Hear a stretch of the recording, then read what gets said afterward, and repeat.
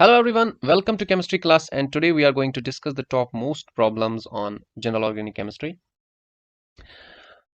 The first problem which you are going to see is the electron transfer in the reaction is of the form. यानी कि हमें कहा गया है, पहले अगर हम बात करेंगे कॉन्सेप्ट की, कॉन्सेप्ट इसमें लगने वाला है FMO, फ्रंटियर मॉलिक्यूलर ऑर्बिटल्स का. हमें बोलना है मॉलिक्यूलर ऑर्बिटल इंट्रैक्शन कहाँ कहाँ से होगा. सी, अगर अब हम बात करेंगे NH3 मॉलिक्यूल की, जो कि हमारे पास कुछ ऐसा सा है, and it has a non bonding lone pair. अब अगर हम डोनर एबिलिटी की बात करेंगे, इसके पास एक तो नॉन बॉन्डिंग इलेक्ट्रॉन्स है और कौन से sigma electrons, and we know non bonding is greater than pi is greater than sigma. ये डोनर एबिलिटी की जब हम बात करते हैं. अब क्योंकि इसके पास पाई इलेक्ट्रॉन तो है नहीं, अब नॉन बॉन्डिंग और सिग्मा में से कौन से इलेक्ट्रॉन्स डोनेट होंगे? Non bonding. तो जो इलेक्ट्रॉन पेयर डोनेट होने वाली है वो कौन सी हमारे पास है? ये वाली. अब हमारे पास जो बोरान है BF3 मॉलिक्यूल हमारे पास कुछ ऐसा होता है. अगर हम इसकी हाइब्रिडाइजेशन की बात करते हैं, इसके पास sp2 हाइब्रिडाइजेशन होती है. बोरान हमारे पास 2s2 2p1 2s2 2p1. And जब ये BF3 मॉलिक्यूल बनाता है तो ये वाला इलेक्ट्रॉन क्या होता है? एक्साइट होके यहाँ पे आ जाता है, and the situation is like this. अब इसके पास 3 अनपेयर्ड इलेक्ट्रॉन है एंड 3f. जो हमारे पास फ्लोरीन है, फ्लोरीन की अगर हम वैलेंस शेल की कॉन्फ़िगरेशन देखेंगे, 2s2 2p 2s2 2p5, and this electron which comes from 2pz orbital. जब हम हाइब्रिडाइजेशन पढ़ेंगे वहां पे मैं अच्छे से बताने वाला हूँ कि कौन कौन से ऑर्बिटल इंटरेक्ट करते हैं. यहाँ पे हमारे पास क्योंकि unpaired electron 2pz of what? Fluorine, यही इलेक्ट्रॉन 3 फ्लोरीन के पास आते हैं एंड हमारे पास क्या होता है? बॉन्ड फॉर्म हो जाता है and molecule is like this BF3 molecule. अब जो एम्प्टी ऑर्बिटल है हमारे पास कौन सा है? Empty p orbital. अब जब हम बात करते हैं ऑर्बिटल एक्सेप्टेंस की, कौन सा ऑर्बिटल जल्दी एक्सेप्ट करेगा, मैंने आपको बताया था कि अगर हम होमो और लोमो की बात करते हैं,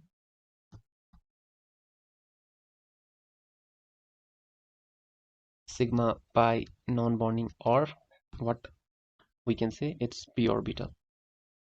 अगर हमें एक्सेप्ट की बात करनी होती है तो अगर हमारे पास सिचुएशन कुछ ऐसे हैं, सिग्मा और पाई है और हमारे पास क्या है?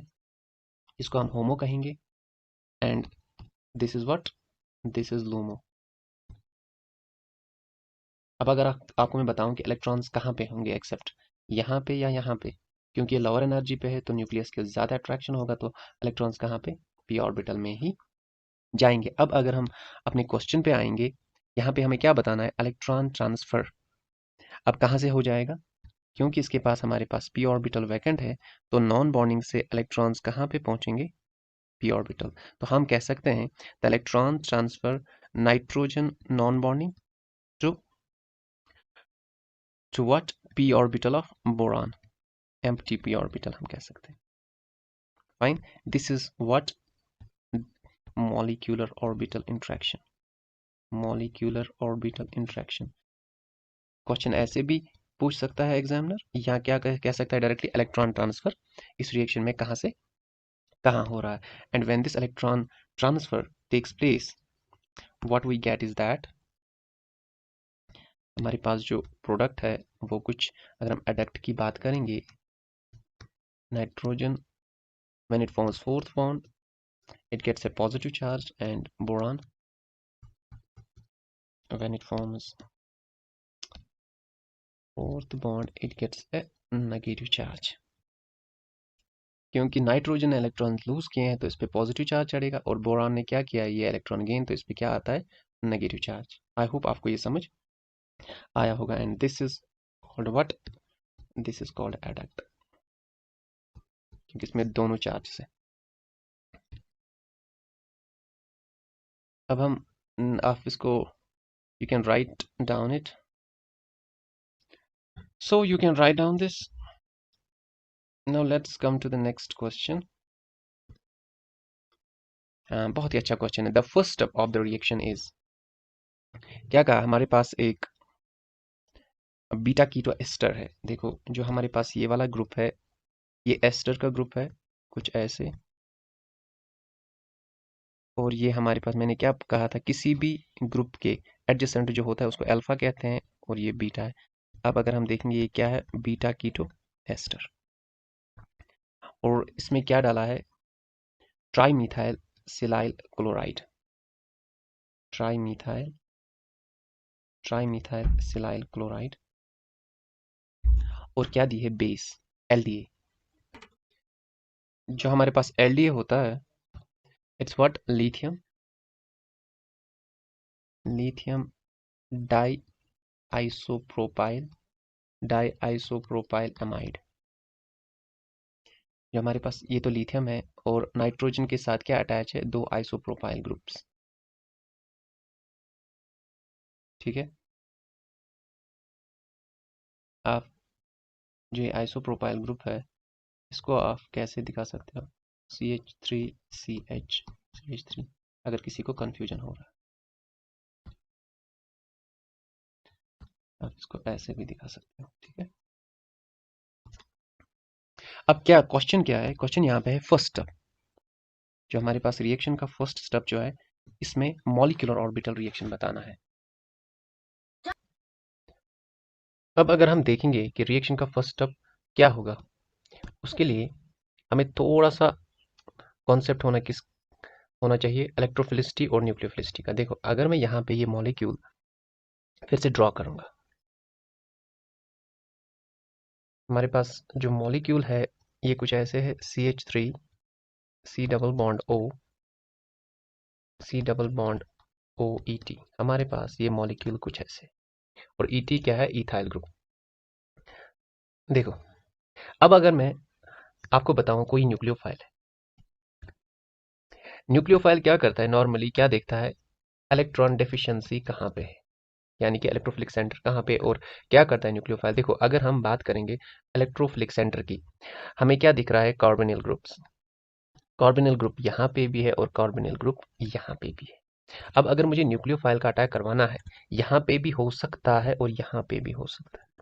अब जो यहाँ पे ग्रुप में ऑक्सीजन है, इसके पास लोन पेयर है, ये लोन पेयर को डोनेट करके इसकी इलेक्ट्रॉन डेफिशिएंसी को क्या कर रहा है, इलेक्ट्रॉन डेफिशिएंसी को कम कर रहा है, यानी कि इसकी इलेक्ट्रॉन डेफिशिएंसी कंपनसेट हो रही है इस एडजेसेंट ग्रुप की वजह से, जिसकी वजह से इसकी इलेक्ट्रॉन डेफिशिएंसी डिक्रीज होती है। तो न्यूक्लियोफाइल का अटैक करना यहाँ पे पॉसिबल नहीं होके कहाँ पे हो जाएगा, यहाँ पे होगा।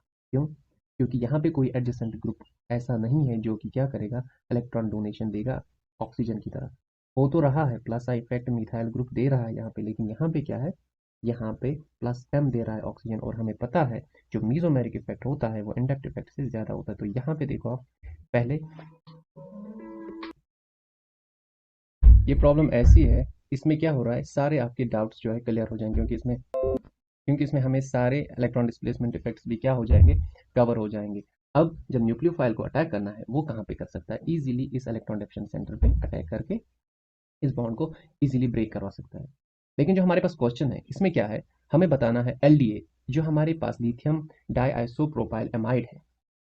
अब ये न्यूक्लियोफाइल एक्ट कर सकता है, क्योंकि इसके पास नाइट्रोजन के पास क्या है, लोन पेयर है, तो ये इजीली अटैक कर सकता था। लेकिन क्योंकि ये बल्कि होने की वजह से, ये बल्कि बेस है, अब जो बल्कि बेस है, ये न्यूक्लियोफाइल के एक्ट नहीं करेगा, ये करेगा एक्ट एज ए बेस। और हमें पता है जो भी हमारे पास बेस होती है वो क्या करता है, वो करता है एब्स्ट्रैक्ट्स एंड एसिडिक प्रोटॉन।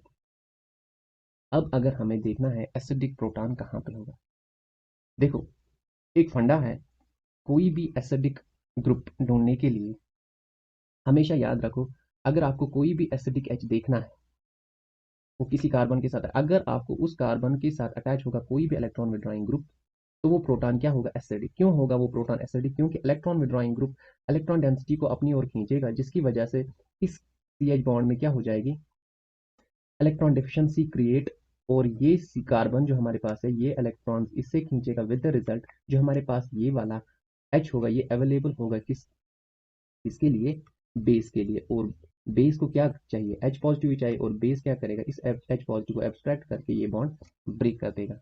ठीक है, अब जो हमारे पास रिएक्शन जो है, देखो यहाँ पे हम देख सकते हैं जो हमारे पास प्रोटॉन्स कहाँ कहाँ पे अवेलेबल है। एक तो हमारे पास प्रोटॉन यहाँ पे है, 2 हाइड्रोजन्स, और 3 हाइड्रोजन्स हमारे पास इसके पास है। ये वाला कार्बन जो है इसके पास भी हमारे पास 3 प्रोटॉन्स है। अब ये प्रोटॉन्स भी एसिडिक है, सॉरी, अब ये प्रोटॉन्स भी हमारे पास क्या है, एसिडिक है, क्योंकि इसके एडजेसेंट में क्या लगा हुआ है, इलेक्ट्रॉन विड्रॉइंग ग्रुप। और ये प्रोटॉन्स भी एसिडिक है, क्योंकि इसके भी एडजेसेंट में क्या लगे हुए हैं, इलेक्ट्रॉन विड्रॉइंग ग्रुप्स। अब क्योंकि इन प्रोटॉन्स के एडजेसेंट में 2 इलेक्ट्रॉन विड्रॉइंग ग्रुप्स लगे हैं, तो ये ज़्यादा एसिडिक होगा। जो हमारे पास ये वाला प्रोटॉन होगा ये ज़्यादा एसिडिक होगा as compare to these protons. तो ये प्रोटॉन्स जल्दी एब्स्ट्रैक्ट होगा, और हमारे पास जो एलडीए है जो कि कुछ ऐसे हैं, बल्कि बेस होने की वजह से ये क्या करेगा, अटैक करेगा ये वाली लोन पेयर इस हाइड्रोजन को, और हमारे पास क्या होगी, एसिड बेस रिएक्शन होगी। एंड हमें हमेशा याद रखना, अगर पॉसिबिलिटी होगी एसिड बेस रिएक्शन, तो ऑलवेज ऑलवेज प्रेफर, जो हमारे पास पहली रिएक्शन होती है वो हमेशा एसिड बेस रिएक्शन ही होगी, अगर पॉसिबिलिटी होगी एसिड बेस रिएक्शन होने की, और हमारे पास ये नेगेटिव चार्ज यहाँ पे आएगी। देखो अब इस वाले स्टेप का ड्राइविंग फोर्स क्या है, अब ये एसिड बेस रिएक्शन क्यों होगी। देखो जो ड्राइविंग फोर्स है इस रिएक्शन का, अगर हम यहाँ पे देखेंगे, जो नेगेटिव चार्ज है इस वाले कार्बन पे आ रही है, इससे क्या हो रहा है, ये नेगेटिव चार्ज जो है ये स्टेबलाइज हो रही है, क्योंकि ये इलेक्ट्रॉन विड्रॉइंग ग्रुप इसको यहाँ से भी इलेक्ट्रॉन्स विड्रॉ कर रहा है, और यहाँ से भी अगर चाहेगा यहाँ से भी इलेक्ट्रॉन्स को विड्रॉ कर, with the result this negative charge is going to stabilize. ये नेगेटिव चार्ज स्टेबलाइज हो रहे, और हमें पता है जो हमारे पास कार्बन एटम होता है ये लेस इलेक्ट्रोनेगेटिव होने की वजह से नेगेटिव चार्ज को उतना अपने पास नहीं रख सकता है। तो इसको क्या चाहिए, हमेशा इलेक्ट्रॉन विड्रॉइंग ग्रुप चाहिए जो इस इलेक्ट्रॉन डेंसिटी को विड्रॉ करेगा। और हमें यहाँ पे क्या हो रहा है, इस नेगेटिव चार्ज, ये नेगेटिव चार्ज स्टेबलाइज हो रही है, और हमारे पास जो रिएक्शन है वो कुछ ऐसे होगी। अब हमें जो बताना है, हमें बताना है स्टेप, और इसमें मॉलिक्यूलर ऑर्बिटल इंटरेक्शन क्या हो रही है। ठीक है, क्योंकि हमें क्या कहना है, the first step of the reaction is, देखो ये हमारे पास रिएक्शन का क्या था, फर्स्ट स्टेप। अब अगर हमें बताना होगा कि molecular orbital interaction, what will be the molecular orbital interaction. देखो नाइट्रोजन के पास जो इसने इलेक्ट्रॉन्स डोनेट किए, वो इसने कौन से इलेक्ट्रॉन्स डोनेट किए, नॉन बॉन्डिंग। और अगर हमें ये पता लगाना होगा कि इसने ये इलेक्ट्रॉन्स कहाँ पे दिए, इस हाइड्रोजन को, और ये कौन सा बॉन्ड है, हमारे पास सी एच बॉन्ड है, और सी एच के पास क्या होगा, सिग्मा स्टार, क्योंकि जब सिग्मा स्टार में इलेक्ट्रॉन्स जाएंगे तभी तो ये वीक कर जाएगा, तभी ये बॉन्ड ब्रेक कर जाएगा। तो हमारे पास मॉलिक्यूलर ऑर्बिटल इंट्रैक्शन जो होगी वो क्या होगी, nitrogen, non bonding of nitrogen to what, sigma star of C H, ये होगी हमारे पास मॉलिक्यूलर ऑर्बिटल इंट्रैक्शन। और अगर मैं आपको बताऊं, ये तो हमारे पास फर्स्ट स्टेप का मॉलिक्यूलर ऑर्बिटल इंट्रैक्शन था। अगर हम थोड़ा सा एडवांस्ड जाएंगे, और अगर मैं आपको बताऊं कि सेकंड स्टेप क्या होगा इस बीच, सेकंड स्टेप यानी कि हमारे पास मॉलिक्यूलर ऑर्बिटल इंट्रैक्शन, इसकी सेकंड स्टेप की क्या होगी, तो वो हम कैसे देखेंगे। अब हमारे पास क्या है, ये कार्बन आयन है, कौन सा, हमारे पास, उसको फिर से एक बार ड्रॉ करेंगे ताकि आपको अच्छे से समझ में आ जाए। अब हमारे पास रिएक्शन में क्या प्रेजेंट है, अब हमारे पास ये वाली रिएक्शन नेगेटिव चार्ज है, और रिएक्शन में क्या डाला गया है, Me3, हम इसको ऐसे दिखाएंगे, SiCl, और इसके पास 3 मिथाइल ग्रुप्स अटैच है।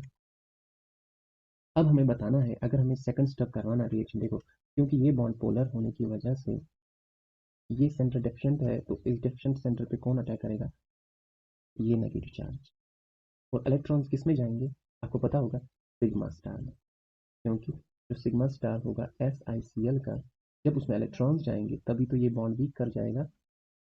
और हमारे पास हम ये कह सकते हैं सेकंड स्टेप का मॉलिक्यूलर ऑर्बिटल इंट्रैक्शन जो होगा, जो नॉन बॉन्डिंग इंट्रैक्शन है, वो कैसे हो सकता है, जो हमारे पास नॉन बॉन्डिंग इसमें कार्बन पे है इलेक्ट्रॉन्स 2 सिग्मा स्टार SiCl, लेकिन ये इनकरेक्ट है। Why incorrect? देखो, जो हमारे पास ये नॉन बॉन्डिंग इलेक्ट्रॉन है, ये किस में है? कंजुगेशन। अब अगर ये कंजुगेशन में है तो ये लोन पेयर कहाँ पे आएगी? एग्जैक्टली कहाँ पे आएगी? ये लोन पेयर एग्जैक्टली हमारे पास कुछ ऐसे होने, और क्योंकि ये लोन पेयर ऑक्सीजन पे अब लोकलाइज्ड हो गई, यहाँ से पहुंच के कहाँ आ गई? इस ऑक्सीजन पे। और हमें पता है, जो हमारे पास, ये हमेशा याद रखना, ऑक्सीजन एंड सिलिकॉन, ये हमेशा आप ये बात याद रखना, जब भी ऑक्सीजन और सिलिकॉन का बॉन्ड पॉसिबल होगा तो हमेशा बनाना, ठीक है? इसकी एक्सप्लेनेशन जब हम आगे जाएंगे रिएजेंट्स पे, वहाँ पे मैं आपको अच्छे से समझाऊंगा। यहाँ पे आप फिलहाल इतना याद रखो, जो हमारे पास सेकंड नॉन बॉन्डिंग इंट्रैक्शन होगी, सेकंड नॉन बॉन्डिंग इंट्रैक्शन इसमें होगी, सेकंड नॉन बॉन्डिंग इंट्रैक्शन जो होगी, non bonding of oxygen to what? Sigma star of SiCl। Fine. अब अगर हमें प्रोडक्ट देखना होगा इस वाली रिएक्शन का प्रोडक्ट जो बनेगा अब, वो क्या होगा? CH3 COO SiMe3 OET। ठीक है, आई होप आपको ये समझ आ रहा होगा। तो ऐसे क्वेश्चन को अप्रोच करना है। देखो, या तो क्या पूछ सकता है, फर्स्ट स्टेप पूछ सकता है, या क्या पूछ सकता है एग्जामिनर? अगर फर्स्ट स्टेप पूछा है तो नॉर्मली हमारे पास यहाँ पे क्या है? Possibility of acid base reaction है, तो एसिड बेस रिएक्शन करवाओगे आप। और उसके बाद एसिड बेस रिएक्शन के बाद अगर पूछा जा रहा है कि सेकंड स्टेप में क्या होगा, तो सेकंड स्टेप पहले एसिड बेस रिएक्शन होने के बाद क्या देखना है? जो ये कार्बन आयन जनरेट हुआ यहाँ पे, क्या ये कंजुगेशन में है?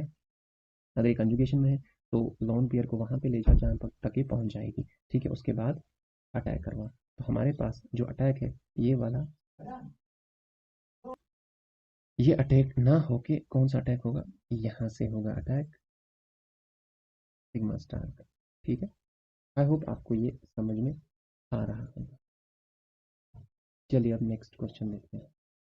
ये वाली कॉम्प्लिकेटेड प्रॉब्लम थी, और इसका दिखाने का मकसद यही था कि मैं चाहता था कि जो भी हमने पीछे पढ़ा है इलेक्ट्रॉन डिस्प्लेसमेंट इफेक्ट्स में, वो क्या हो जाए? रिवाइज हो जाए। और अगर आप ये प्रॉब्लम देखोगे, यहाँ पे हमें कितने कॉन्सेप्ट्स क्लियर हुए। देखो, इंडक्टिव इफेक्ट वो भी क्लियर हुआ हमारे पास, जो इलेक्ट्रोमैग्नेटिक इफेक्ट है वो भी क्लियर हुआ। देखो, क्योंकि यहाँ पे CC बॉन्ड था, इन प्रेजेंस ऑफ रिएजेंट ये क्या हो गया? ब्रेक हुआ। मीजोमेरिक इफेक्ट वो भी लग रहा था कहाँ पे? ये रेजोनेंस में जा रहा था लोन पेयर। और हमें इससे क्या पता चला? जो हमारे पास सिग्मा स्टार्स है, जब एंटी बॉन्डिंग में इलेक्ट्रॉन्स जाते हैं तो बॉन्डिंग क्या कर जाता है? वीक।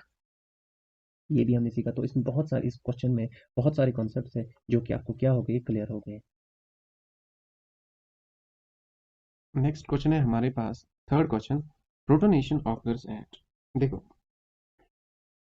प्रोटोनेशन यानी कि जो हमारे पास H पॉजिटिव है, इसको लोन पेयर अटैक करेगी या पाई बॉन्ड अटैक करेगी? नॉर्मली हमारे पास क्या होता है, जो हमारे पास डोनर है, डोनर एबिलिटी होती है, वो होती है non bonding greater than pi greater than sigma. On the base of that donor ability, हमारे पास जो नॉन बॉन्डिंग इलेक्ट्रॉन है वो क्या करना चाहिए था? इस H पॉजिटिव अटैक, और हमारे पास ऐसा कुछ प्रोडक्ट होना चाहिए। बट आपको पता है, whenever the lone pair is in conjugation, whenever the lone pair is in conjugation, जो हमारे पास यहाँ पे ये लोन पेयर है, ये किस में है? कंजुगेशन में। और कंजुगेशन होने की वजह से जो हमारे पास नेगेटिव चार्ज जो है वो किस कार्बन पे जनरेट हो जाती है, जिसकी वजह से जो प्रोटोनेशन है वो कहाँ पे हो जाएगी? इस वाले कार्बन एटम पे। और हमारे पास ऐसा कुछ प्रोडक्ट मिलेगा, और हमारे पास जो प्रोडक्ट है वो कुछ ऐसा मिलेगा, ठीक है? आपको बताना था सिर्फ प्रोटोनेशन कहाँ पे होगी। देखो, नॉर्मली अगर मैं इलेक्ट्रॉन डोनर एबिलिटी की बात करते हैं तो नॉन बॉन्डिंग ज़्यादा होती है पाई से, जिसकी वजह से जो नॉन बॉन्डिंग इलेक्ट्रॉन्स है वो क्या करने चाहिए थे, अटैक। लेकिन ऐसा पॉसिबल नहीं होगा, क्योंकि जो लोन पेयर है वो किस में है, कंजुगेशन में है। कंजुगेशन में आने की वजह से जहाँ पे भी इलेक्ट्रॉन डेंसिटी ज़्यादा हो जाएगी वहीं पे प्रोटोनेशन होगी, और हमारे पास जो प्रोटोनेशन है वो कहाँ पे हो जाएगी, इस वाले कार्बन एटम पे। ठीक है, नेक्स्ट क्वेश्चन हमारे पास से यही प्रोटोनेशन पे ही है। प्रोटोनेशन ऑकर्स एट, यानी कि H पॉजिटिव है उसको कौन सी कौन सी इलेक्ट्रॉन पेयर अटैक करेगी। नॉर्मली हमारे पास क्या होता है, नॉन बॉन्डिंग, पाई, सिग्मा, ये हमारे पास इलेक्ट्रॉन डेंसिटी डोनर एबिलिटी का ऑर्डर होता है। देखो, अब इसमें बहुत सारे हमारे पास हेटेरो एटम्स है जिनके पास क्या है, लोन पेयर अवेलेबल है, और हमारे पास क्या है, पाई इलेक्ट्रॉन्स भी अवेलेबल है। अब हमें देखना है कि इलेक्ट्रॉन्स कौन से किस में जाएंगे, H पॉजिटिव, यानी कि 1s orbital, 1s atomic orbital में। यानी कि हमें क्या बताना है, प्रोटोनेशन यहाँ या H पॉजिटिव कहाँ पे अटैक करेगा, नॉर्मल आप ऐसे कह सकते हो। अब इसके लिए हम क्या देखेंगे, पहले हम देखेंगे जो भी हमारे पास लोन पेयर है किसी भी हेटेरो एटम पे, क्या वो डीलोकलाइजेशन में तो नहीं है, या अगर कोई लोकलाइजर है वो अटैक करेगी, या डीलोकलाइजेशन में है वो अटैक करेगी, वो कैसे देखेंगे। देखो, पहले हम देखेंगे जो नाइट्रोजन है यहाँ पे, इसमें जो लोन पेयर है वो क्या है, डीलोकलाइजेशन में पार्टिसिपेट कर रही है। ठीक है, और जो ये वाली नाइट्रोजन की लोन पेयर है ये क्या है, लोकलाइज्ड है। यानी कि जो ये वाली लोन पेयर है ये लोकलाइज्ड है, हम ऐसा कह सकते हैं, it's available, it's available, fine. अब अगर हम ऑक्सीजन की बात करेंगे, यहाँ पे जो OH है ये लोकलाइज्ड है, और जो ये वाला लोन पेयर है ये क्या है, डीलोकलाइज्ड है। डीलोकलाइज्ड होने की वजह से it's less available, and localized होने की वजह से ये अवेलेबल है। अब हमारे पास दो लोन पेयर्स ऐसी है जो कि क्या है, अवेलेबल है। एक तो ये वाली लोन पेयर, और जो नाइट्रोजन पे है ये वाली लोन पेयर। अब इनमें से अटैक कौन करेगा, it will be decided on the basis of electronegativity. जो हमारे पास इलेक्ट्रोनेगेटिविटी होती है ऑक्सीजन की ज्यादा होती है नाइट्रोजन के कंपैरिजन से, with the result it will hold the electron density very much towards itself, and nitrogen will be attracting less. तो it means जो हमारे पास NH2 है ये क्या हो जाएगा, ये लोन पेयर क्या हो जाएगी, ये लोन पेयर क्या हो जाएगी, प्रोटोनेट, यानी कि ये लोन पेयर क्या करेगी, जल्दी अटैक किस पे, H पॉजिटिव पे। ठीक है, और हमारे पास प्रोटोनेशन जो है एग्जैक्टली कहाँ पे हो जाएगी, यहाँ पे मैं आपको बना के देता हूँ मैं। अगर आप ऐसे प्रॉब्लम्स को अप्रोच करोगे तो आपको कभी भी कहीं पे कंफ्यूजन नहीं होगा। ठीक है, तो यहाँ पे क्या हो गई, प्रोटोनेशन। ठीक है, अब अगर सेकंड स्टेप में अगर आपको फर्दर कंफ्यूजन करने के लिए देंगे 2 मोल्स ऑफ H पॉजिटिव, हमारे पास फिर से H पॉजिटिव अब कहाँ पे होगा, क्योंकि अब ये जो लोकलाइज्ड लोन पेयर थी वो तो हो गई, उसने तो प्रोटोनेशन कर दी, इस वाली नाइट्रोजन पे तो प्रोटोनेशन हो गई है ना, H पॉजिटिव को इसने एक्सेप्ट कर लिया। अब क्या है, इस वाले ऑक्सीजन के पास क्या है, लोन पेयर अब अवेलेबल, क्योंकि ये क्या है, ये है लोकलाइज्ड। लोकलाइज्ड मींस एक ही जगह है तो ये अवेलेबल है। आप लोकलाइज्ड और डीलोकलाइज्ड को ऐसे समझ सकते हो, जो हमारे पास लोकलाइज्ड लोन पेयर होती है, लोकलाइज्ड क्या होती है, sp3 हाइब्रिडाइज्ड, और जो डीलोकलाइज्ड होती है वो क्या होती है, sp2। और हमें पता होता है इसका बॉन्ड एंगल 120 डिग्री और इसका बॉन्ड एंगल 109 डिग्री के आसपास होता है, जिसकी वजह से इसका मैक्सिमम एस करेक्टर होता है। मैक्सिमम एस करेक्टर होने की वजह से जो हमारे पास इलेक्ट्रॉन होगी वो क्या होगी, न्यूक्लियस के ज़्यादा टाइटली होगी अट्रैक्ट, विद द रिजल्ट जो हमारे पास लोकलाइज्ड है sp3 हाइब्रिडाइजेशन होने की वजह से ये होगी easily what, easily easily available, fine. तो अगर प्रोटोनेशन अब होगी कहाँ पे होगी, इस वाले OH पे, और हमारे पास जो प्रोडक्ट है आप ऐसे देख सकते हो, आप ऐसे इसको दे, देख सकते हो। ठीक है,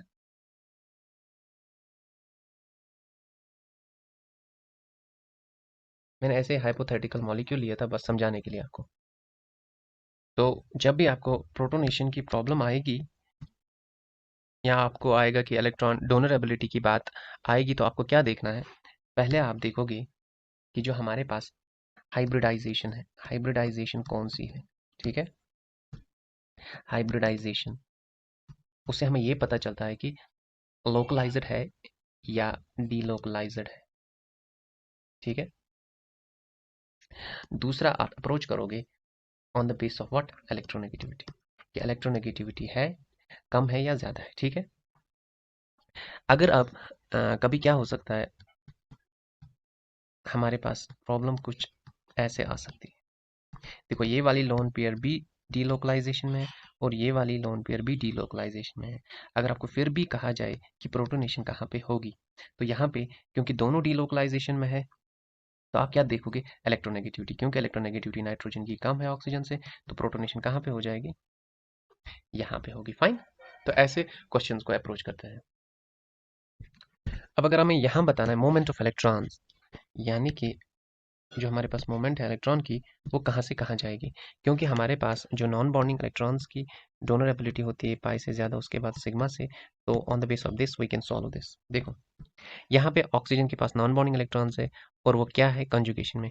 कंजुगेशन में अब जब जा रहे हैं तो किस में, क्योंकि पाई बॉन्ड यहाँ पे ब्रेक कर रहा है, इट मीन्स इलेक्ट्रॉन्स किस में जा रहे होंगे, पाई स्टार में। कहाँ से, ऑक्सीजन, ऑक्सीजन के कहाँ से, non bonding to C double bond C of what, pi star. Normally ऐसे ही होता है।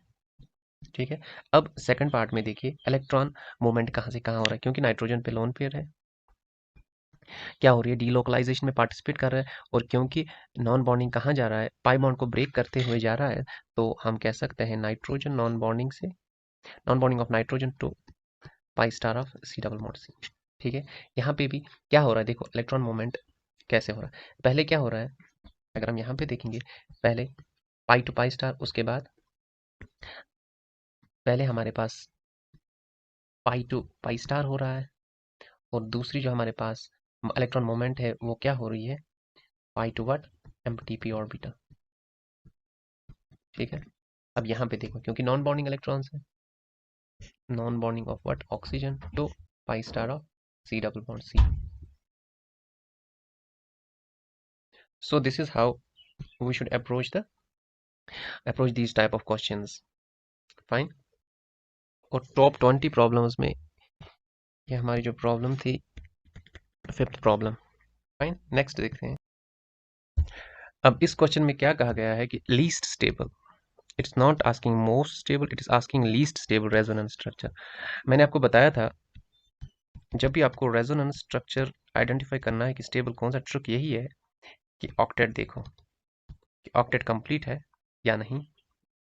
और नेक्स्ट जो आपको देखना होता है, अगर आपको हमेशा एडजेसेंट, एडजेसेंट में क्या होंगे, same charges that are adjacent to each other, उनमें क्या होगी, रिपल्शंस होगी, और रिपल्शंस की होने की वजह से क्या होगा, एनर्जी सिस्टम की इंक्रीज होती है, जिसकी वजह से स्टेबिलिटी क्या हो जाती है, डिक्रीज। फाइन, देखो यहाँ पे क्या है, ऑक्सीजन पे पॉजिटिव चार्ज है, लेकिन ऑक्टेट क्या, इसका ऑक्टेट कंप्लीट है या नहीं।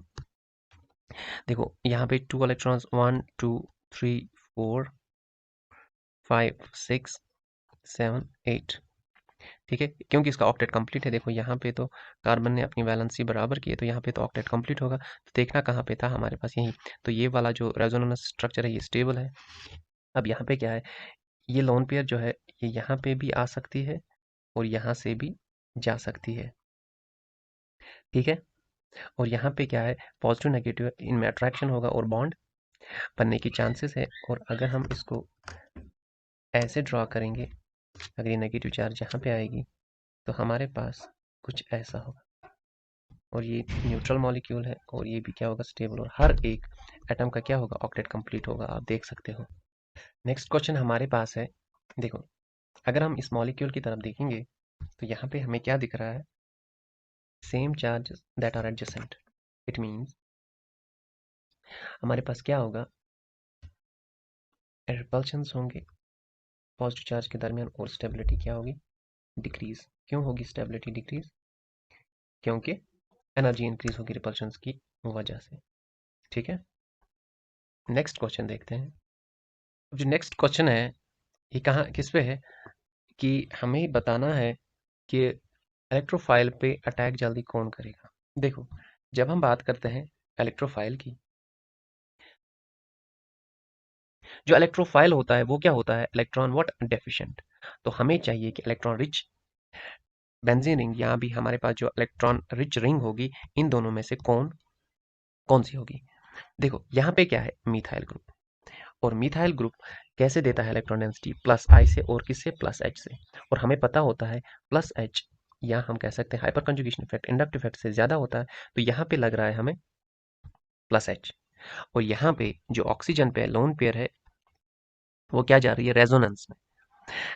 एंड नॉर्मली क्या होता है, स्टूडेंट्स को यही कंफ्यूजन रहता है कि इन रिंग्स में रेजोनेंस स्ट्रक्चर्स कैसे ड्रा करेंगे, रेजोनेंस स्ट्रक्चर्स कैसे ड्रा करेंगे। और इसके लिए मैंने एक सेपरेट वीडियो अपलोड किया है, how to draw resonance structures. आप इन्फॉर्मेशन बटन पे क्लिक कर सकते हो और पहले वो रेजोनेंस स्ट्रक्चर्स देख सकते हो कैसे बनते हैं। और इलेक्ट्रॉन डेंसिटी, जब हमारे पास इलेक्ट्रॉन डोनेटिंग ग्रुप होता है अटैच बेंजीन रिंग को, वो इलेक्ट्रॉन डेंसिटी किस किस पोजीशन पे इंक्रीज करता है और किस पे डिक्रीज करता है, और जब इलेक्ट्रॉन विड्रॉइंग होगा उसका इफेक्ट क्या होगा बेंजीन रिंग पे, वो मैंने वीडियो अपलोड किया, आप वो देख सकते हो। तो यहाँ पे क्या है, रेजोनेंस इफेक्ट लग रहा है, वो इलेक्ट्रॉन डोनेट कर रहे हैं रिंग को, it means it makes this ring electron rich. और यहाँ पे भी क्या हो रहा है, इलेक्ट्रॉन रिच रिंग हो रही है। अब ज्यादा कौन सी होगी, क्योंकि यहाँ पे रेजोनेंस इफेक्ट हो रहा है, रेजोनेंस इफेक्ट डोमिनेटिव होता है ओवर हाइपर कंजुगेशन। तो यहाँ पे हमारे पास जो इलेक्ट्रोफाइल है, रिएक्टिव कौन होगा ज्यादा, कौन सी रिंग होगी, ये वाली रिंग होगी ज्यादा रिएक्टिव। इट मींस अगर हम इसको ए देंगे और इसको B, A is more reactive than B. ठीक है, क्योंकि यहाँ पे इलेक्ट्रॉन डेंसिटी ज्यादा आ रही है किसकी, प्लस एम की वजह से। Fine. Number of cross conjugated systems. देखो क्रॉस कंजुगेशन क्या चीज है। अगर हम नॉर्मल कंजुगेशन की बात करते हैं, अगर मेरे पास ये सिस्टम कुछ ऐसे है, when conjugation is on, direction is direction on single side, ऐसे याद रख सकते हो। जब कंजुगेशन की डायरेक्शन या इलेक्ट्रॉन मूवमेंट की डायरेक्शन एक साइड से होगी तो उसको हम क्या कहते हैं, कंजुगेशन, सिंपल कंजुगेशन। अब जो कभी क्या होता है, अगर मेरे पास ये ऑक्सीजन है और यहाँ पे ये ऑक्सीजन की लोन पेयर कभी इस साइड भी जा सकती है कंजुगेशन में और इस साइड भी, when the possibility of conjugation is on both sides, the system is called what, cross conjugated. और यहाँ पे आपको वही देखना है कि क्रॉस कंजुगेटेड सिस्टम कितने हैं, यानी कि आपको देखना है कि कंजुगेशन बोथ साइड्स किसमें है।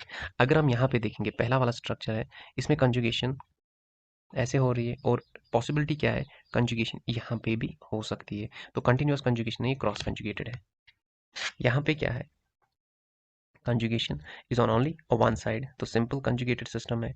यहाँ पे क्या है, नाइट्रोजन पे लोन पेयर यहाँ भी जा सकता है और यहाँ भी जा सकता है, it is what, cross conjugated. और यहाँ पे ऑक्सीजन पे जो लोन पेयर है, ये यहाँ भी जा सकता है और यहाँ भी जा सकता है। तो number of cross conjugated structures are how many, 3। Fine. अब ninth one is increasing order of stability of olefins. देखो अगर आपको आइडिया नहीं है, जिसको आइडिया आया है कि ये question on the base of what है, तो उसके लिए claps. This question is on what, hyperconjugation. हमने क्या कहा था, नंबर ऑफ अल्फा हाइड्रोजन्स और directly proportional to what, stability. अब यहाँ पे आपको अल्फा हाइड्रोजन्स काउंट करना है। फाइन। देखो यहाँ पे जो हमारे पास ओलिफिन ग्रुप है, इसके एडजेसेंट जो भी ग्रुप होगा वो क्या होगा, अल्फा। तो यहाँ पे कितने हैं अल्फा हाइड्रोजन, ये तो बीटा है। यहाँ पे कितने, अल्फा 1 अल्फा 2, 2 अल्फा हाइड्रोजन। तो यहाँ पे बात करेंगे इस ओलिफिन के एडजेसेंट कितने, एच एच 2 अल्फा हाइड्रोजन, और यहाँ भी तो है, यहाँ पे 3 है, 3 alpha plus 2 alpha is equal to what, 5 alpha. यहाँ पे कितने हैं, 3 alpha, 3 alpha, 2 alpha, 3 3 6 plus 2 8 plus 1 9 alpha hydrogens. और यहाँ पे कितने हैं, 3 अल्फा, 3 अल्फा, यहाँ पे 2 अल्फा हाइड्रोजन, यहाँ पे भी 2 अल्फा हाइड्रोजन, 3 3 6 4 10। अब देखो नंबर ऑफ अल्फा हाइड्रोजन किस में ज्यादा है, डी में ज्यादा है, उसके बाद सी में, उसके बाद बी में, उसके बाद ए में। और यही हमारे पास ऑर्डर ऑफ क्या होगा, स्टेबिलिटी। क्योंकि इसने कहा है इंक्रीजिंग ऑर्डर ऑफ स्टेबिलिटी, तो इंक्रीजिंग ऑर्डर ऑफ स्टेबिलिटी कुछ ऐसे होगा। ठीक है, पहले कम, ज्यादा, उससे ज्यादा, उससे ज्यादा। ठीक है, ऐसे लिखो या ऐसे लिखो, one and the same thing. Question है फिर से किसमें, इलेक्ट्रोफिलिक सब्स्टिट्यूशन रिएक्शन में। हमें कहना है कि कौन सी रिंग ज्यादा इलेक्ट्रॉन रिच होगी इलेक्ट्रोफाइल को अटैक करने के लिए। ठीक है, आप वीडियो को पॉज कर सकते हो, पहले ये क्वेश्चन सॉल्व करो। आई होप मैक्सिमम आप में से करेंगे। देखो, अब हमें क्या देखना है, जो हमारे पास अब इस क्वेश्चन में क्या करना है आपको, आप रिवाइज करो इलेक्ट्रॉन डिस्प्लेसमेंट इफेक्ट्स को। अगर हम देखेंगे, पहले क्या देखते हैं हम, इंडक्टिव इफेक्ट। हम इन ग्रुप्स का इफेक्ट देखेंगे on the base of inductive effect. कौन सा ज्यादा इलेक्ट्रॉन डोनेट करेगा रिंग को, क्योंकि हमें क्या देखना है, जितनी ज्यादा इलेक्ट्रॉन डेंसिटी होगी रिंग में, उतना क्या करेगा वो, ज्यादा इलेक्ट्रॉन डेफिशिएंट सेंटर पे क्या करेगा, attack. On the base of inductive effect, क्योंकि यहाँ पे हमारे पास 3 डिग्री है, 3 डिग्री कार्बन, ये इलेक्ट्रॉन डेंसिटी ज्यादा होगी इस पे, विद द रिजल्ट ये इलेक्ट्रॉन डेंसिटी को यहाँ पे क्या करेगा, शेयर करेगा। तो on the base of inductive effect हमारे पास जो इलेक्ट्रॉन डेंसिटी होगी वो डी में सबसे ज्यादा होगी, followed by C, followed by B, followed by A. क्योंकि यहाँ पे हमारे पास 3 डिग्री है, यहाँ पे 2 डिग्री, यहाँ पे 1 डिग्री और यहाँ पे भी 1 डिग्री है। ठीक है, अब जो हमारे पास रेट ऑफ इलेक्ट्रोफिलिक सब्स्टिट्यूशन होगा वो कहाँ पे ज्यादा होनी चाहिए, D, followed by C, followed by B, followed by A. अब हमारे पास एक और इफेक्ट होता है हाइपर कंजुगेशन इफेक्ट, और हमें पता होता है हाइपर कंजुगेशन इफेक्ट वो इंडक्ट इफेक्ट से ज्यादा होता है। ठीक है, क्योंकि हाइपर कंजुगेशन का इफेक्ट क्यों होता है ज्यादा, क्योंकि उसमें क्या होता है, इलेक्ट्रॉन ट्रांसफर होते हैं व्हाट, किसी एम्प्टी ऑर्बिटल में, ये मैंने आपको बताया, या किसी पाई स्टार में, या किसी, या कभी क्या हो सकता है, कोई पार्शली फिल्ड होगा। ठीक है, तो हाइपर कंजुगेशन इफेक्ट क्या होता है, ज्यादा होता है इंडक्टिव इफेक्ट से। और on the base of hyper conjugation effect हम क्या देखते हैं, directly number of alpha hydrogen.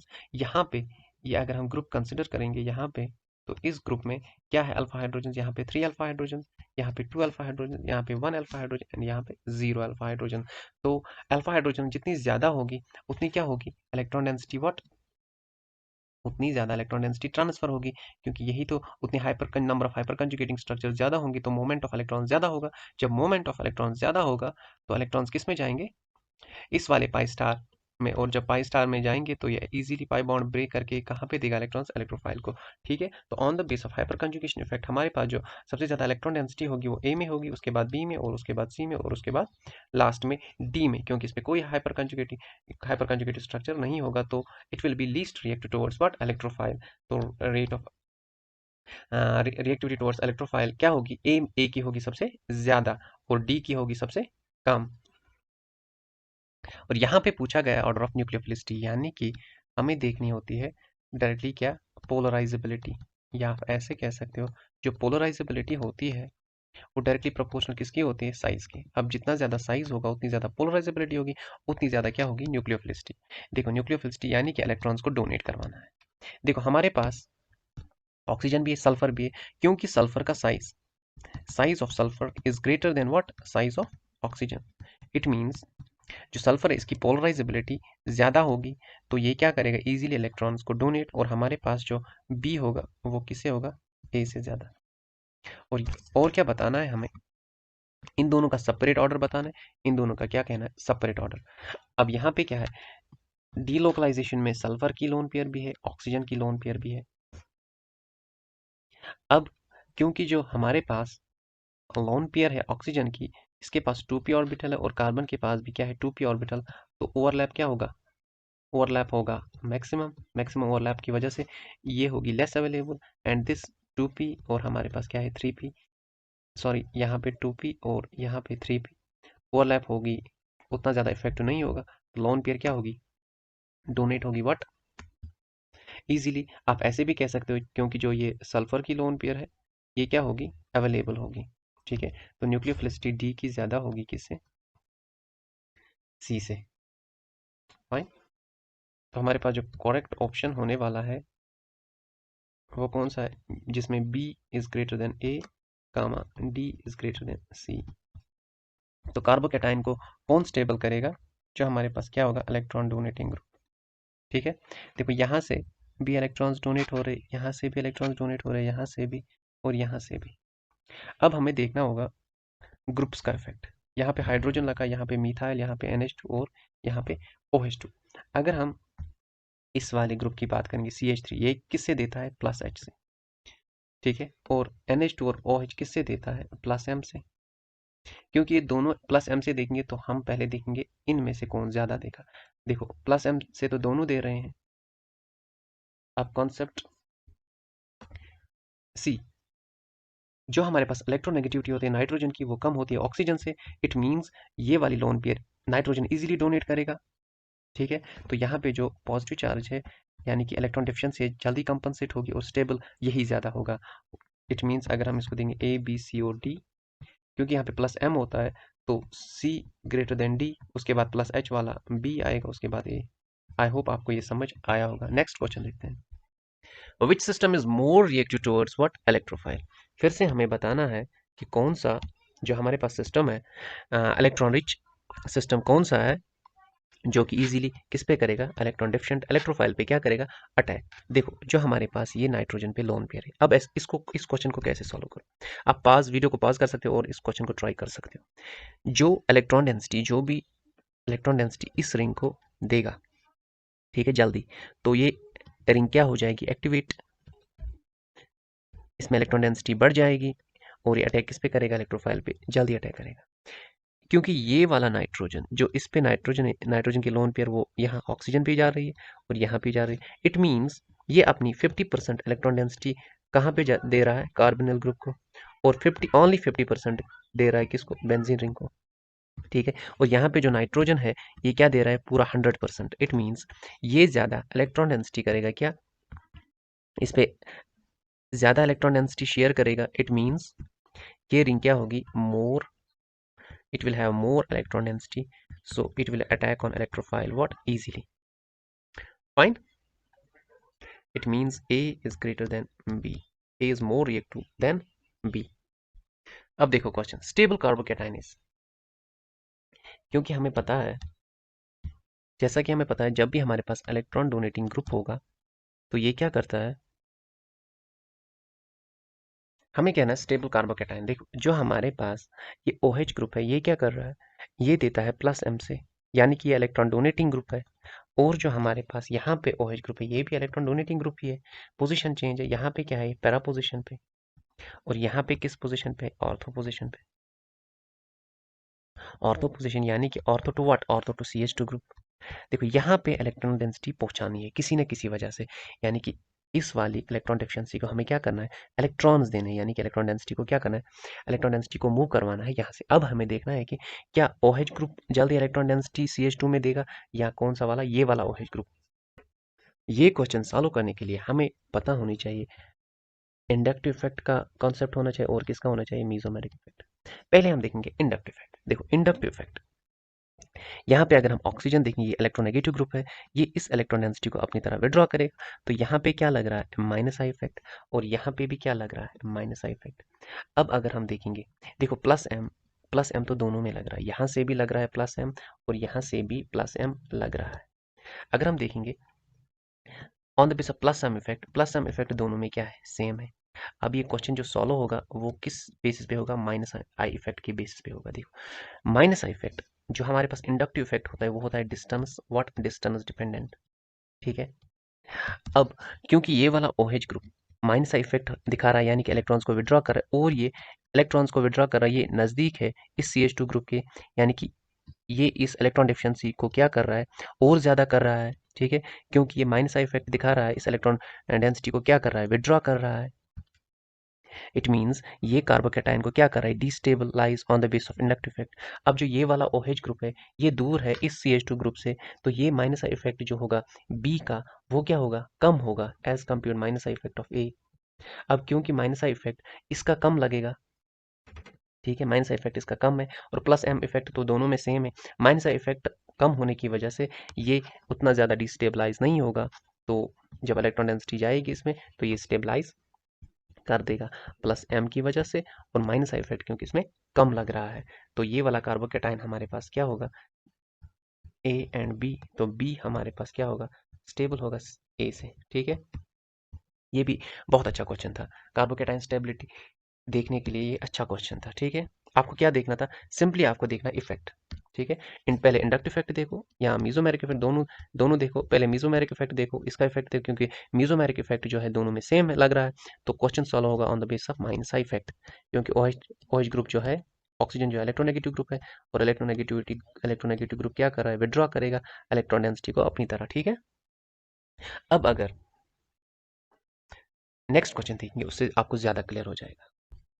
अब हमें बताना है स्टेबल कार्बन आयन कौन सा होगा। देखो, कार्बन आयन की स्टेबिलिटी कैसे पता चलेगी हमें। देखो, जितनी इलेक्ट्रॉन डेंसिटी कार्बन, क्योंकि लेस इलेक्ट्रोनेगेटिव होता है, तो ये इलेक्ट्रॉन्स अपने पास नहीं रखता है ज़्यादा, तो जितनी ज़्यादा इलेक्ट्रॉन डेंसिटी क्या होगी, जितनी ज़्यादा इलेक्ट्रॉन डेंसिटी डिस्पर्स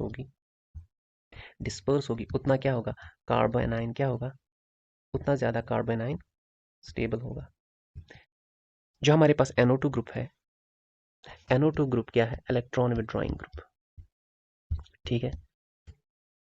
अब ये इलेक्ट्रॉन्स को यहाँ से भी विड्रॉ करेगा, इसमें लगता है माइनस M इफेक्ट, और इसमें भी लगने वाला है क्या, माइनस M इफेक्ट। अगर आपने अभी तक वो मेरा वीडियो नहीं देखा है कि how to draw resonance structure when हमारे पास बेंजीन रिंग के पास इलेक्ट्रॉन डोनेटिंग ग्रुप्स होते हैं और इलेक्ट्रॉन विड्रॉइंग ग्रुप्स होते हैं, वो कैसे इलेक्ट्रॉन डेंसिटी को डिस्पर्स करते हैं, किस किस कार्बन पे डिस्पर्स करते हैं, तो मैं चाहूँगा कि पहले आप वो देखो, ताकि आपको यहाँ पे बहुत आसान होगा। देखो, अब हमें क्या देखना है, स्टेबिलिटी ऑफ कार्बो एनाइन। अगर हम बात करेंगे माइनस M इफेक्ट की, नाइट NO2 ग्रुप जो है ये यहाँ पे भी माइनस M दिखा रहा है, और यहाँ पे भी क्या दिखाएगा, माइनस M, यानी कि इलेक्ट्रॉन डेंसिटी जब कार्बन रेजोनेंस दिखाएगा, देखो इसको हम कैसे देखेंगे, जो हमारे पास NO2 ग्रुप है वो कुछ ऐसा होता है, ठीक है। जैसे ये इलेक्ट्रॉन डेंसिटी यहाँ पे देगा, तो हमारे पास ये सिस्टम जो है कुछ ऐसा बनेगा,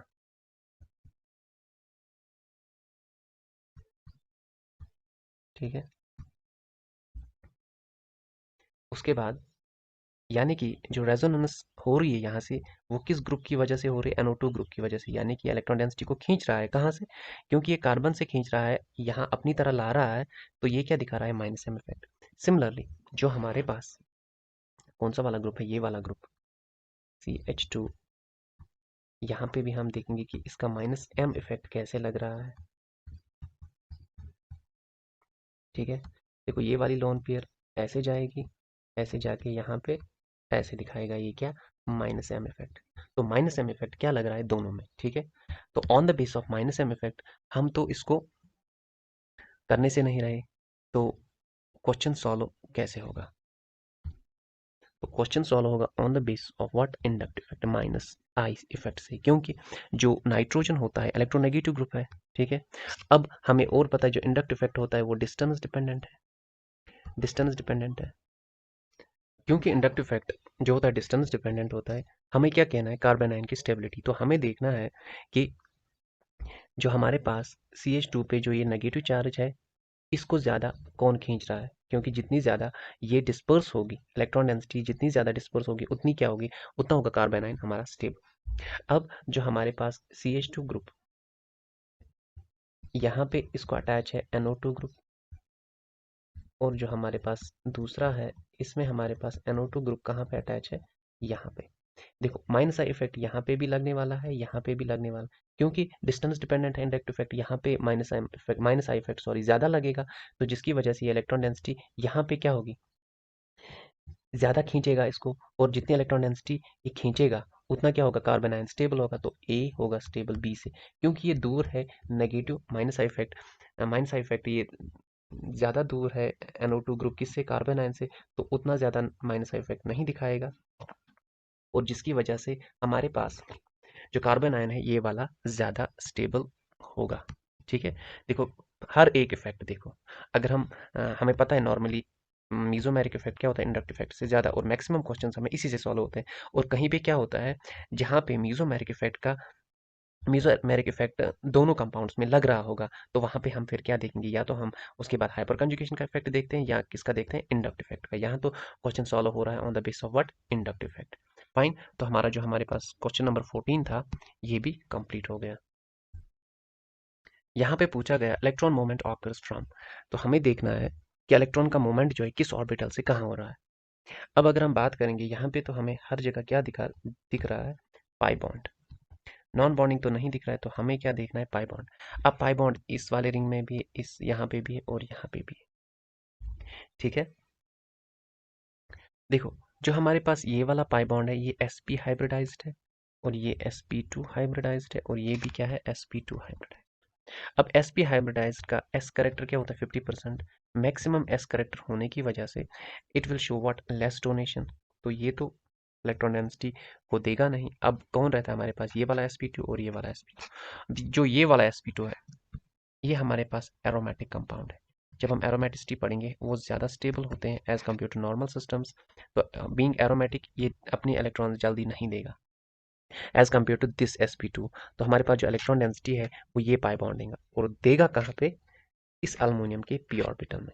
क्योंकि जो हमारे पास अल्मोनियम होता है ये बोरॉन फैमिली का होता है, boron, aluminium, indium, gallium, thallium, ठीक है। तो यहाँ पे इसके पास कौन सा 3p ऑर्बिटल वैकेंट है, तो इलेक्ट्रॉन डेंसिटी जो हमारे पास इलेक्ट्रॉन मूवमेंट है वो कहाँ से हो रहा है, पाई सी बॉन्ड से what, to empty p orbital of what, aluminium के पी ऑर्बिटल। ये हमारे पास इलेक्ट्रॉन मूवमेंट है। तो ये क्वेश्चन हमें ऑन द बेस ऑफ कैसे हो गया solve, on the base of S character. क्योंकि यहाँ पे जो हमारे पास sp2 है इसका एस करेक्टर कितना होता है, कम होता है as compare to what, sp। क्योंकि sp में हमारे पास 180 बॉन्ड एंगल होता है, sp2 में क्या होगा, 120। तो जितना ज़्यादा बॉन्ड एंगल उतना ज़्यादा एस करेक्टर, और जितना एस करेक्टर ज़्यादा उतनी डोनरेबिलिटी कम। तो यहाँ पे डोनेशन जल्दी होगा, डोनेशन जल्दी होने की वजह से क्या होगा, इलेक्ट्रॉन मूवमेंट यहाँ पे ही हमें दिखाना है। तो नेक्स्ट क्वेश्चन देखते हैं हम। हाँ, ये क्वेश्चन बहुत अच्छा है, प्रीवियस ईयर में पता नहीं किस ईयर में पूछा गया, लेकिन ये पूछा गया है प्रीवियस ईयर। देखो, इस क्वेश्चन को हम कैसे अप्रोच करेंगे, हमें बताना है कि ए फेवर्ड होगा या बी फेवर्ड होगा, किस रिएक्शन में कौन फेवर्ड होगा। देखो, हमारे पास एक रिएक्शन हमें कंसिडर करनी है ये वाली, जिसमें हमें ये भी रिएजेंट है और ये वाला भी रिएजेंट है। यानी कि हमारे पास जो पहले रिएक्शन होगी वो कुछ ऐसे है। देखो, जो हमारे पास HBr है, क्योंकि इलेक्ट्रोनेगेटिव है हाइड्रोजन से, तो यहाँ पे डेल्टा पॉजिटिव आएगी। तो जहाँ अगर यहाँ पे ये हमारे पास डेल्टा पॉजिटिव है, ये तो इलेक्ट्रॉन डेफिशिएंट है। और जो हमारे पास सल्फर है ये इसके पास इलेक्ट्रॉन है, तो ये इलेक्ट्रॉन रिच है। तो इलेक्ट्रॉन रिच इलेक्ट्रॉन डेफिशिएंट पे अटैक करेगा, और इलेक्ट्रॉन रिच को अटैक नहीं करेगा। देखो यहाँ पे जो हमारे पास डबल बॉन्ड है इलेक्ट्रॉन रिच है, और यहाँ पे इसको CH3 प्लस H इफेक्ट दे रहा है। तो यहाँ पे ये इलेक्ट्रॉन डेंसिटी इसकी इंक्रीज कर रहा है। तो अगर इसको आप इलेक्ट्रॉन्स देने हैं तो ये कहाँ पे देगा, ये इलेक्ट्रॉन्स यहाँ पे देगा। इट मीन्स जो हमारे पास फर्स्ट रिएक्शन होगी वो फेवरेबल होगी कहाँ से, HBr के साथ। So it will B favourable with what, HBr। अब जो हमारे पास सेकंड रिएक्शन है, देखो ये वाला, इसमें क्या है, NO2 ग्रुप। NO2 ग्रुप क्या कर रहा है, एक तो ये -m दिखाएगा और -I दिखाएगा, इसकी इलेक्ट्रॉन डेंसिटी को कम करेगा। It means this double bond is less, having what, less electron density. अब जिस डबल बॉन्ड के पास इलेक्ट्रॉन डेंसिटी कम होगी तो उस पर कौन अटैक करेगा, सिंपली जो हमारे पास इलेक्ट्रॉन रिच स्पीशीज हो, ठीक है। तो ऐसे, तो हमारे पास जो यहाँ पे हम लिख सकते हैं, for this reaction, for this reaction, for this substrate, A is more favorable than what, B, and for this substrate B is more favorable, B is more favorable। तो इस क्वेश्चन को हमें ऐसे अप्रोच करना था। फाइन, अब next question देखते हैं। अब यहाँ पे पूछा गया है rate of protonation is maximum for. पहले हमें देखना है कि प्रोटोनेशन कहाँ पे होगी। देखो, यहाँ पे ऑक्सीजन पे लोन पेयर है, और वो लोन पेयर क्या है, कंजुगेशन में। और यहाँ पे भी क्या है, लोन पेयर कंजुगेशन। तो यहाँ पे जो हमारे पास लोकलाइजर लोन पेयर है, एक तो ये वाली है और ये है। नाउ अब हमें कैसे पता चलेगा, मैंने आपको बताया था कि जब भी हमें प्रोटोनेशन देखनी होती है तो जहाँ पे चार्ज होगी ज़्यादा वहाँ पे क्या होगी, वहाँ पे अटैक जल्दी होगा। यहाँ डोनर एबिलिटी वहाँ पे ज़्यादा होगी, क्योंकि जो हमारे पास नेगेटिव पॉजिटिव की इंट्रैक्शन होगी वो क्या होगी, मैक्सिमम। फाइन। तो यहाँ पे rate of protonation is maximum for what, if it is A and this is B, maximum for B. Fine. यहाँ पे पूछा गया है which orbital is not involve, यानी कि जब हमारे पास इलेक्ट्रॉन मूवमेंट हो रहा है तो कौन सा ऑर्बिटल इन्वॉल्व नहीं होगा। देखो यहाँ पे ऑक्सीजन है, नॉन बॉन्डिंग इलेक्ट्रॉन्स कहाँ देगा, इसके पाई स्टार में। तो पाई स्टार तो इन्वॉल्व हो रहा है, हमें पूछा है नॉट इन्वॉल्व। अब जब ये पाई स्टार इन्वॉल्व होगा तो इलेक्ट्रॉन्स किस में जाएंगे, इस वाले पाई स्टार में। और जब ये इस वाले पाई स्टार में इलेक्ट्रॉन्स जाएंगे तो ये वाला पाई बॉन्ड ब्रेक करके इसकी सिग्मा स्टार में इलेक्ट्रॉन देगा, यानी कि हमारे पास नॉन बॉन्डिंग भी इन्वॉल्व हो रहे हैं, सिग्मा स्टार भी इन्वॉल्व हो रहे हैं और पाई स्टार भी इन्वॉल्व हो रहे हैं। तो हमारे पास जो करेक्ट आंसर है वो कौन सा है, P orbital, which is not involved. अब अब अगर हमारे पास क्वेश्चन कुछ ऐसा होता,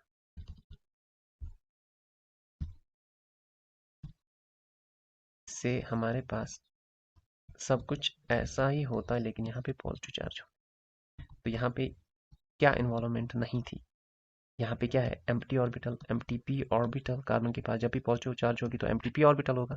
तो यहाँ पे नॉट इन्वॉल्व, जो इन्वॉल्व नहीं होगी ऑर्बिटल्स की, वो कौन सी होगी, सिग्मा स्टार। क्योंकि यहाँ पे जो सिग्मा स्टार है, यहाँ पे सिग्मा स्टार नहीं है क्योंकि यहाँ पे क्या है, पॉजिटिव चार्ज। ठीक है, ऐसे अप्रोच करना है क्वेश्चन को। फाइन। यहाँ पे हमें बतानी है relationship, relationship between A and B. अगर हम बात करेंगे जो हमारे पास ए वाला जो बना है वो कैसे बना होगा, जब ये लोन पेयर डोनेट हुई होगी और यहाँ पे आई होगी ये नेगेटिव चार्ज। फाइन। तो A is what, resonance structure, resonance structure of one this first compound, resonance structure है इसका। यहाँ पे जो बी है, बी में क्या हुआ होगा ऐसा, देखो बी में भी जब ये लोन पेयर डोनेट हुई होगी, अब जब जैसे ही इस पे नेगेटिव चार्ज आ गई तो इसने क्या किया होगा, इस नेगेटिव चार्ज ने एक्सेप्ट किया होगा कौन सा वाला, ये वाला एच हाइड्रोजन, और यहाँ पे आया होगा। तो जिसमें एटम शिफ्ट हो वो रेजोनेंस स्ट्रक्चर नहीं होगा, वो क्या होगा, tautomer. That is called what, tautomer. This is tautomer of what, first, and this is resonance structure of what, first. Fine. अगर आपको अभी भी कंफ्यूजन हो रहा है आप इसको अच्छे से ड्रॉ कर सकते हो, आप इसको ड्रॉ करके देखो, आप इसको, सॉरी, आप इसको ड्रॉ करके देखो, फिर से ड्रॉ करके देखो कैसे इलेक्ट्रॉन का मूवमेंट हो रहा है, then how it is happening. Fine. आपको क्या बताना है, हाइब्रिडाइजेशन। अब हाइब्रिडाइजेशन किसकी, हाईलाइटेड कार्बन एटम की। यहाँ पे हमें बताना है इस वाले कार्बन एटम में, यहाँ पे इस कार्बन पे क्या होगा। देखो अगर हम हाइब्रिडाइजेशन की बात करेंगे इस वाले में, तो यहाँ पे क्या है, ये कुछ ऐसे है, और कार्बन हमें क्या देखने हैं, नंबर ऑफ सिग्मा बॉन्ड्स, क्योंकि यहाँ पे 2 पाई 1 सिग्मा है, तो यहाँ पे 1 सिग्मा, यहाँ पे 1 सिग्मा, तो हाइब्रिडाइजेशन sp। यहाँ पे कितना है, यहाँ पे भी 1 पाई 1 सिग्मा, यहाँ पे भी 1 पाई 1 सिग्मा, और हाइब्रिडाइजेशन क्या होगी, sp। सिमिलरली यहाँ पे भी क्या होने वाले sp। और यहाँ पे देखो, यहाँ पे एक हाइड्रोजन है जो कि हमें शो करना है ऐसे, और हमारे पास 1 पाई 3 सिग्मा है, सिग्मा सिग्मा सिग्मा और 1 पाई, तो हमारे पास यहाँ पे हाइब्रिडाइजेशन है कि कार्बन की क्या, sp2। तो आई होप आपको ये कंबाइंड असाइनमेंट जो मैंने यहाँ पे आपको सॉल्व करवाया आपको समझ आ गया होगा। अगर आपको अभी भी लग रहा है कहीं पे कंफ्यूजन है तो आप कमेंट सेक्शन में लिख सकते हो कि आपको कंफ्यूजन कहाँ पे हुआ, और मैं वो क्वेश्चन फिर से आपको दिखा सकता हूँ। ठीक है।